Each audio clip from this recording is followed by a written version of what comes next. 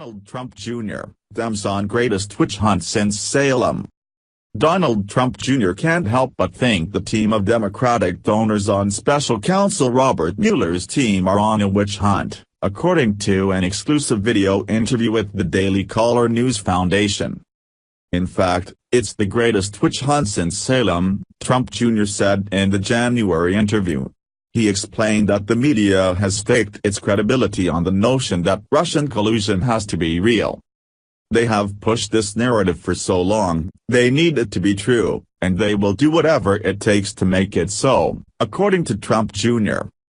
After a major investment of time and legal fees, the only things discovered, according to Trump Jr., are some pretty serious plots that show they weaponize the FBI and DOJ against the duly elected president of this country. He hopes we get to the bottom of it fast. President Donald Trump's son doubts that his father will get the same privileges from the Mueller team that Hillary Clinton received when she was interviewed by the FBI. He discussed the double standard for people outside the system. Trump Jr. spent 25 hours giving testimony for a 20-minute meeting he had, while Clinton only gave 11 hours of testimony after she lied about Benghazi where 4 people died. On responding to leftist billionaire George Soros, who condemned President Trump in Davos, Trump said, "He's the one trying to undermine the duly elected president of the United States, with contributing to so many groups in the resistance. If George wants to run, he should. Maybe he should step in the ring. Don't just fund it with billions from the side." As for labels the left gives his father, including calling him a racist, Trump said, "If it's your answer to any argument you can't win, you actually do a real disservice to those people actually afflicted by it, racism." Trump Jr. recalled that Jesse Jackson, Al Sharpton and other liberal black leaders found that his father wasn't so terrible a couple of years ago when progressives would hit him up for charity dollars and sponsorships. Mentioning the incident in which former CNN commentator Donna Brazile relayed debate questions to Hillary Clinton, Trump said the media bias is so palpable, it's disgusting.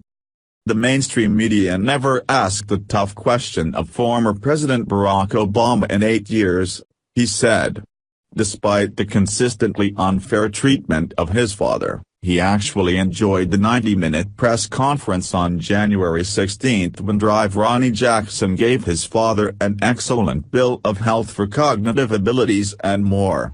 He stated that as he watched the press ask questions, he felt like he was watching Dumb and Dumber. He additionally called his dad the blue-collar billionaire because, as a builder, his dad would routinely talk with his workers on the ground and interact with working-class people, something that others in his position don't do. And if his dad were a Democrat, Trump Jr. believes that people would be using words like unprecedented to describe his first-year accomplishments. His dad is the last person in the country who needed this job, Trump Jr. said.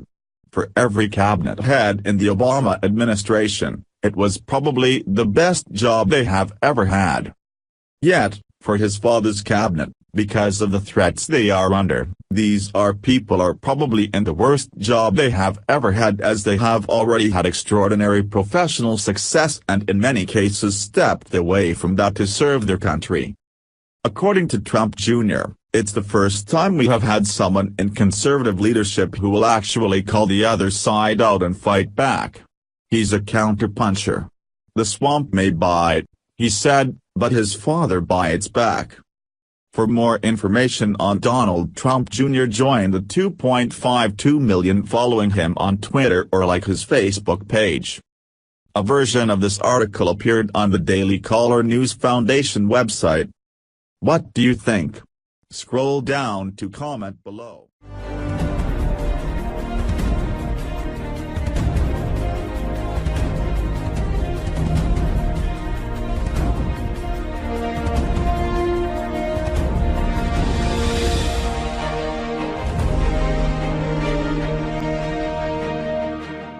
Is President Trump above the law? Possibly. President Trump, no stranger to litigation, is now facing the dual threat of criminal and civil legal action. As special counsel Robert Mueller marches forward with his investigation into Russian interference in the 2016 election, evidence is mounting for the possibility of obstruction of justice charges. And Trump is already being sued in state court for defamation by one of the women who came forward during the presidential campaign with claims of past sexual misconduct. The stakes are high, for both Trump and his critics. With a Republican-controlled Congress that shows little appetite for impeachment, legal action could be a powerful tool for undermining Trump's presidency, and, if there's evidence that he committed a crime, the most effective means of holding him accountable. But while both the lawsuit and the possibility of criminal charges have the potential to severely damage or even derail his presidency, it's not clear how much Trump should be worried about this multi-pronged threat while he's in the White House. It is undisputed, according to legal experts, that litigation over obstruction of justice or defamation could proceed after Trump leaves office. But the question of whether the president can be sued or prosecuted while in office is murkier. In 1997, the Supreme Court ruled that Bill Clinton could face a civil lawsuit in federal court for actions outside the scope of his official duties. But the opinion pointedly noted that it was not addressing whether similar suits could proceed in state courts, which each have their own judges, juries and procedures. And although the Constitution provides instructions for how a president can be removed from office, it's silent on whether the commander-in-chief can be indicted or criminally prosecuted. Trump's lawyers are contending that as president, he's immune to civil lawsuits in the state courts as well as criminal charges like obstruction of justice because he holds the highest office in the land. And they could well be right. The courts have not ruled definitively on either issue, and it's possible they would exempt him when presented with a chance to weigh in. That's one of several factors that could ultimately help Trump. The courts could rule that presidents need to be impeached and removed from office before they can be prosecuted. There are two schools of thought on why the Constitution doesn't address the question of whether a president can be indicted. The first is that impeachment, rather than criminal prosecution, was seen as the appropriate course of action when there was evidence that the president might have broken the law. This interpretation can be traced as far back as the writings of Alexander Hamilton, who appeared to assume that the president would first be impeached and removed from office, then prosecuted for any crimes related to impeachment. In this view, postponing prosecution until the president was out of office does not mean he is above the law, it simply avoids the impracticalities of bringing a president to trial. The case for impeachment is that a criminal prosecution of the president will inevitably have political overtones that would muddy the course of justice, said Brian Colt, a professor at Michigan State University College of Law. So the idea is that you first put the president through a special political process, which is impeachment, and then he can go through the criminal justice system when he's no longer in this special position of power. If Congress chooses not to act even in the face of evidence that the president committed a crime, Colt said, there's another solution: the people can choose not to re-elect him.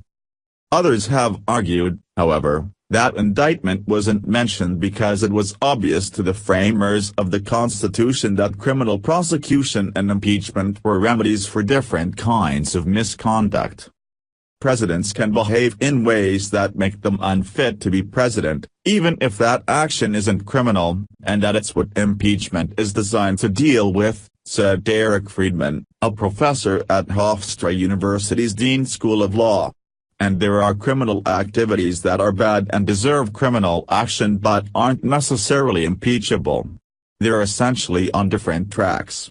A traffic violation might be an example of a criminal offense that isn't impeachable, while ordering the firing of a special prosecutor might be impeachable but not criminal.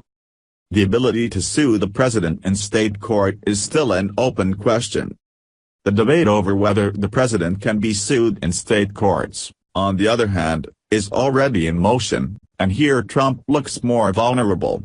In the case involving Clinton, the Supreme Court rejected his argument that a federal lawsuit would be an unconstitutional burden on his ability to perform his duties as president. The case at hand, if properly managed by the district court, it appears to us highly unlikely to occupy any substantial amount of petitioners' time, Justice John Paul Stevens wrote. But there is some chance Trump could temporarily escape the legal process if the High Court went his way in this case. Trump's lawyers are arguing now that allowing state courts to rule in lawsuits involving the president would violate the Supremacy Clause of the Constitution, which says that state law is always subordinate to federal law. University of Pennsylvania Law School professor Stephen Burbank thinks the distinction that the president's attorneys are making between lawsuits and state and federal courts isn't very convincing. They're appealing to a precedent that state courts can't exercise too much control over the president, he said. But as long as the state courts are deferential to the president's schedule, it's hard to see how requiring a deposition or even testimony would fundamentally interfere with the president's duties. Friedman also thinks it's clear that presidents can be sued in state court while they're in office, in part because such cases are likely to have less of an impact on Trump's presidency than a criminal indictment would. Although Zervos and her lawyers presumably think they have a better shot at winning in state court, since they chose to file the lawsuit there rather than federal court.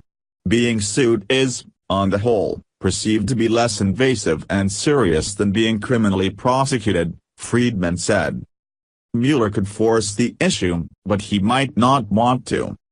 The dispute over whether a president can be put on trial was nearly settled in 1974, when Special Prosecutor Leon Jaworski wrestled with whether to indict President Richard Nixon for his role in the Watergate break-in.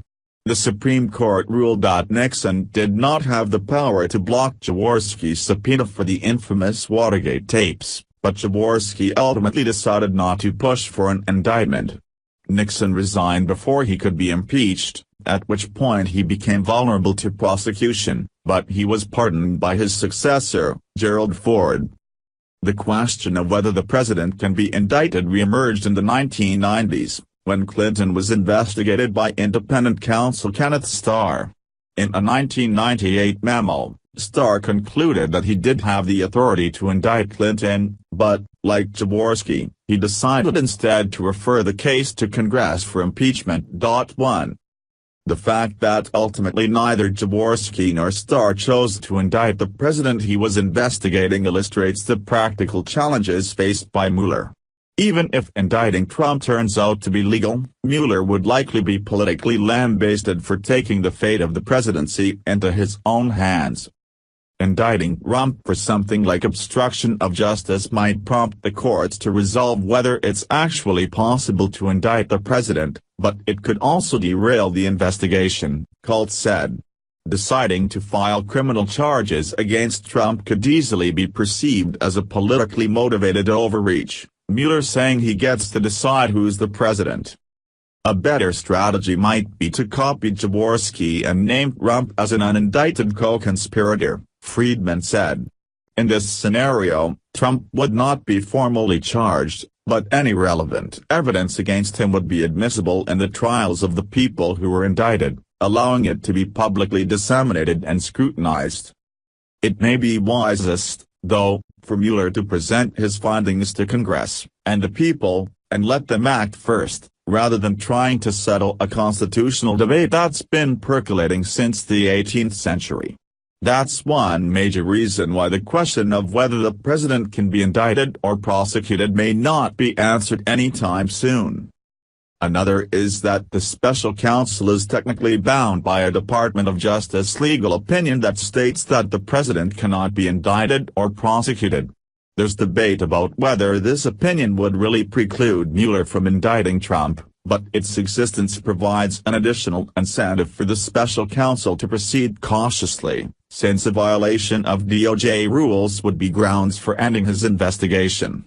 Mueller would be free of these limitations, according to Friedman, if Congress passed a statute giving him more protections, similar to a previous law that placed the special counsel under the authority of a three-judge panel, rather than DOJ, but that seems unlikely to occur. All of this indicates that, even if we don't know for sure whether Trump can be criminally prosecuted, he probably doesn't have much to worry about for now, at least unless Mueller decides to take a big risk by indicting him.